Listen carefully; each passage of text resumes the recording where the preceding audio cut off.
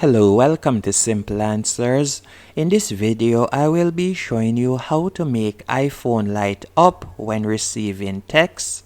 The first thing you need to do is open Settings. Once in Settings, you're going to scroll down and you're going to tap on Accessibility. Next, you're going to scroll down and you're going to select Audio/Visual.